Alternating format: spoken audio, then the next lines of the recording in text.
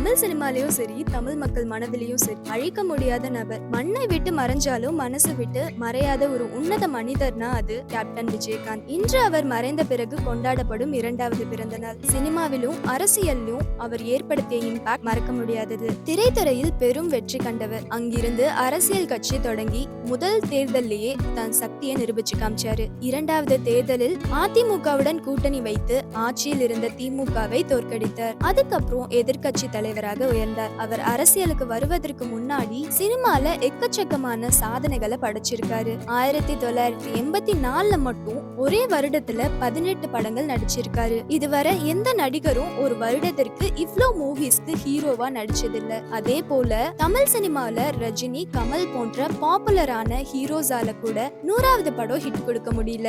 ஆனா அந்த வழக்கத்தை தனது 100வது படமான கேப்டன் பிரபாகரன் படம் மூலியமா உடைச்சு காட்டினார். திரையுலகில கேப்டன் பிரபாகரன் படம் ரீசெண்டா ரிலீஸ் ஆகி மக்களை திரும்பவும் கண்கலங்க வச்சது. ஒரு நல்ல மனிதர் மட்டும் இல்லாம நடிகரையும் இழந்துட்டோன்ற விஷயத்த அகைன் ஞாபகப்படுத்துச்சு. பொட்டு வச்ச தங்கக்குடம் பாடல் கேப்டன் விஜயகாந்த்காகவே எழுதிய பாடல். இதையெல்லாம் இன்றைக்கும் மக்களை கவர்ந்து கொண்டே இருக்கு. கேப்டனின் கம்பீரத்தையும் அன்பையும் தாய்மையும் மக்கள் மறக்கவே முடியாது. அவரின் பெயர் இன்னும் ரெஸ்பெக்ட் மற்றும் எனர்ஜி தருது. அவர் இன்றில்லை என்றாலும் அவரின் தாக்கமும் மரியாதையும் எப்பவும் வாழ்ந்து கொண்டே இருக்கும்.